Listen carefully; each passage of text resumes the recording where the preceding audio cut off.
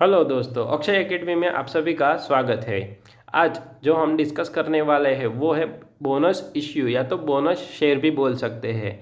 Last हमने 5 lecture में discuss किया था, स्टार्टिंग से लेके इलस्ट्रेशन डिस्कस किए हैं। It means issue of share के सारे इलस्ट्रेशन हमने कवर कर लिए हैं। राइट शेयर के जो 2 इलस्ट्रेशन दिए थे वो भी हमने लास्ट लेक्चर में कवर कर लिए हैं। क्या होता है राइट शेयर वो भी मैंने आपको बताया, क्यों प्रोविज़न होती है राइट शेयर की, क्यों कंपनी लॉ में ऐसी प्रोविज़न रखी गई है, वो भी मैंने एग्जाम्पल के साथ आपके साथ डिस्कस किया था।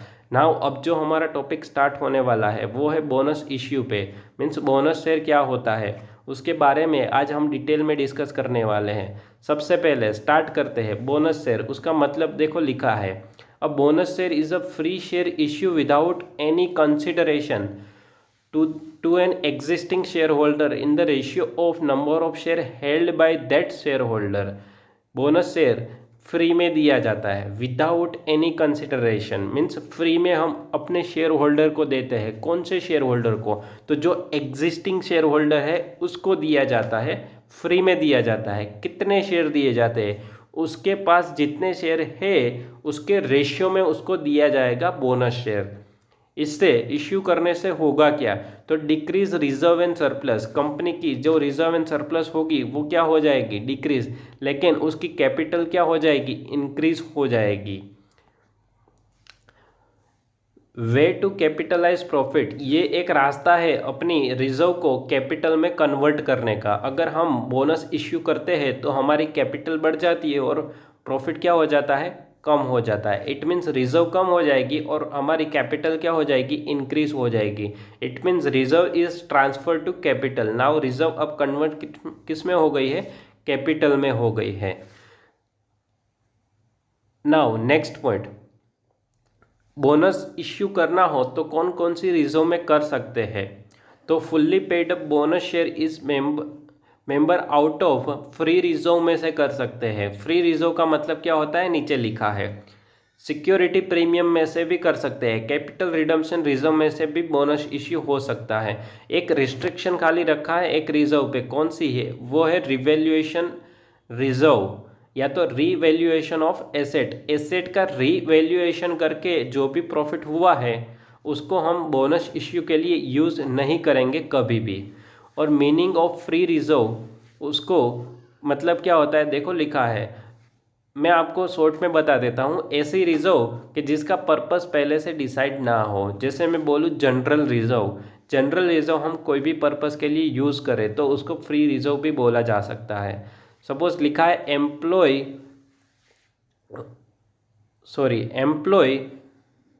वेलफेयर फंड, तो वो फंड हमारा क्या है? पर्टिकुलर पर्पस डिसाइड है, एम्प्लॉय के वेलफेयर के लिए ही यूज़ करना है उसको। अगर मैं बोलूँ कि इसको डिविडेंड देने के लिए यूज़ कर दो तो वो नहीं हो सकता क्योंकि उसका पर्पस डिसाइड है, वो फ्री रिजर्व नहीं है। तो जनरल रिजर्व, पीएनएल अकाउंट, वो सारी क्या है? Capital redemption reserve, it is a free reserve. उसको हम यूज़ कर सकते हैं बोनस इश्यू के लिए। ओके, ये एक्सक्लूजन दिया था फ्री रिजर्व का कि रीवैल्यूएशन ऑफ एसेट को हम नहीं यूज़ करेंगे। अब उसकी जगह कैपिटल रिजर्व दिया होता या तो कैपिटल प्रॉफिट हो। जैसे एक मशीनरी है 1 लाख रुपए की, हमने उसको सेल कर दिया 1,20,000 में, तो जो एक्स्ट्रा 20,000 मिले उसको बोलते हैं कैपिटल प्रॉफिट। तो उस प्रॉफिट को हम बोनस देने के लिए यूज़ कर सकते हैं। ओके, बट रिवैल्यूएशन किया हो, 1 लाख की मशीन थी, मार्केट में उसकी वैल्यू है 1,20,000 और हम 1,20 से शो कर रहे हैं तो वो 20,000 को हम बोनस इश्यू के लिए नहीं यूज़ कर सकते हैं। ओके, अब कंडीशन थोड़ी दी है। As per section 63 subsection 2 companies act 2013 के मुताबिक अगर आपको बोनस देना है तो फॉलोइंग कंडीशन हमें फुलफिल करनी होगी। मैं आपको डायरेक्टली पूरा पॉइंट नहीं पढ़ूंगा, ऊपर ऊपर से बता दूंगा। जितना हाईलाइटेड पॉइंट मैंने इंपॉर्टेंट लगा है वो किया है।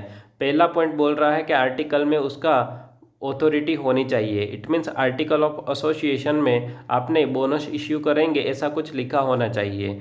सेकंड पॉइंट में बोला है कि इसका रिजोल्यूशन पास करना पड़ेगा जनरल मीटिंग में और बोर्ड ऑफ डायरेक्टर उसकी रिकमेंडेशन देंगे और डिसीजन लेंगे बोनस इश्यू करने के लिए।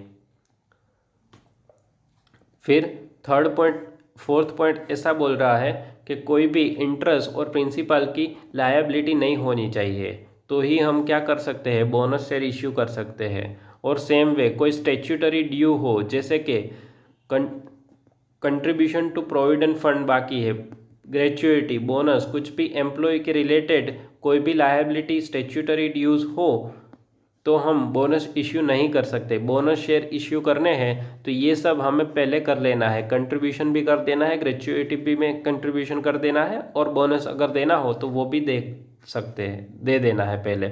फिर उसके बाद हम क्या करेंगे, इश्यू बोनस शेयर करेंगे। पार्टली पेड अप शेयर नहीं होने चाहिए, उसको फुल्ली पेड अप कर दो, देन बोनस देना है। तो यहाँ पे एक लाइन मोस्ट इम्पोर्टेंट पॉइंट है, पार्टली पेड अप शेयर हो उसको बोनस हम इश्यू नहीं कर सकते। जितने भी शेयर फुल्ली पेड अप हो उतने को ही हम क्या करेंगे, बोनस दे सकते हैं। पार्टली पेड अप को बोनस नहीं मिलता है। अगर उसको बोनस देना है तो पार्टली पेड अप को पहले फुल्ली पेड अप करना होगा, देन हम उसको बोनस दे सकते हैं। लेकिन ओल्ड प्रोविज़न और न्यू प्रोविज़न को यहाँ पे कंपेयर करके बताऊँ तो पहले होता क्या था, अगर पार्टली पेड अप शेयर है तो उसको फुल्ली पेड अप, सपोज मान लो एक शेयर 10 रुपये का है, अभी 2 रुपये नहीं मिले हैं, पार्टली पेड अप है, तो कंपनी क्या करती थी, पहले बोनस दे देती 2 रुपीज़, मीन्स 2 रुपये बोनस दे दिया और सारे शेयर क्या कर दिए, फुल्ली पेड अप कर दिए। देन उसके बाद बोनस डिक्लेयर करती थी, क्योंकि पहले पार्टली पेड अप शेयर को फुल्ली पेड अप किया, वो बोनस दिया, देन फुल्ली पेड अप करने के बाद अगेन बोनस डिक्लेयर करती थी।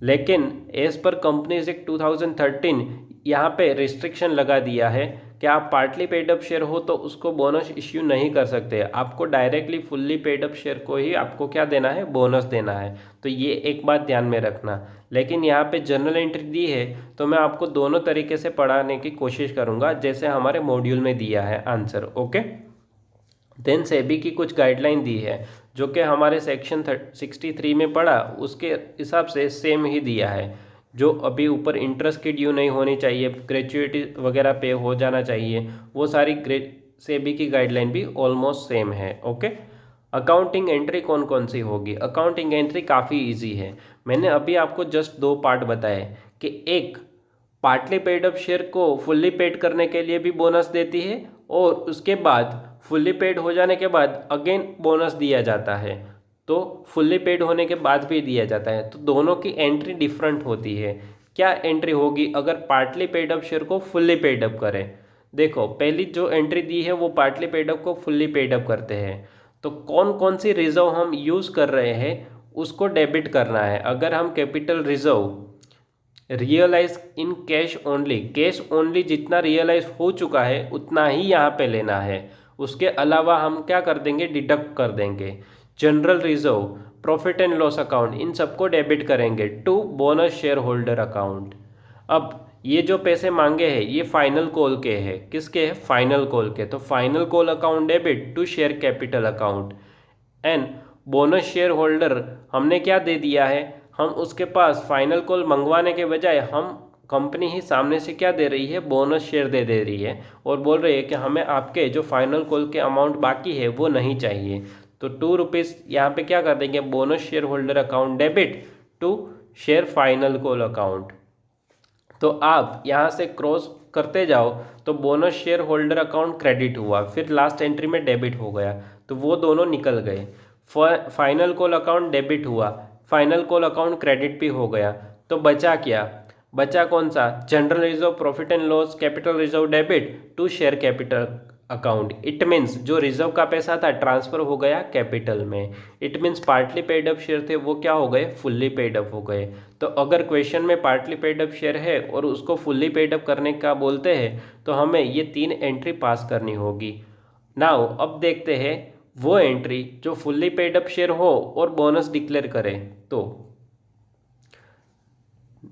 Von issue fully paid up bonus share, तो पहले तो डिक्लेयर ऑफ सच बोनस, कौन कौन सी रिजर्व यूज़ कर रहे हैं उन सबको हमें क्या करना होगा, डेबिट करना होगा। जैसे कि यहाँ पे CRR account debit, security premium account debit, capital reserve only cash में रियलाइज हुई है उसी को लेना है। General reserve account debit, profit and loss account debit to bonus share holder and bonus share holder to share capital.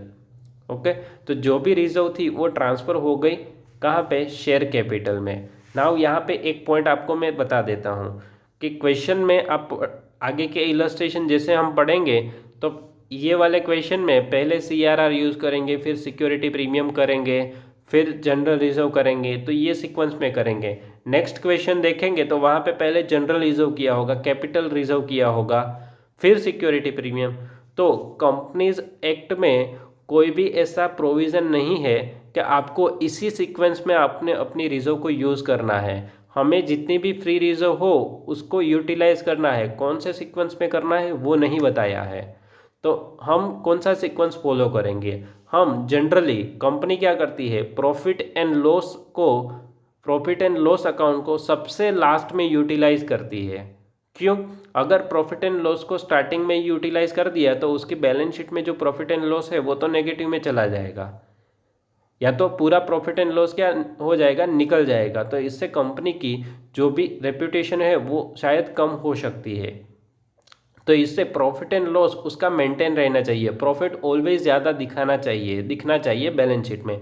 इसलिए हम क्या करेंगे, प्रॉफिट एंड लॉस को सबसे लास्ट में यूज़ करेंगे। ओके, उसके अलावा जितनी भी रिजर्व दी है फ्री रिजर्व उन सबको पहले यूज़ करेंगे। ओके, नाउ एक छोटा सा इलस्ट्रेशन देख लेते हैं। Illustration number 15।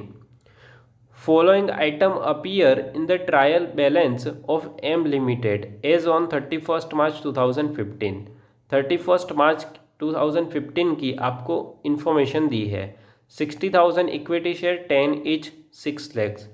Capital redemption reserve CRR ये फ्री रिजर्व है, इसको यूज़ कर सकते हैं 45,000।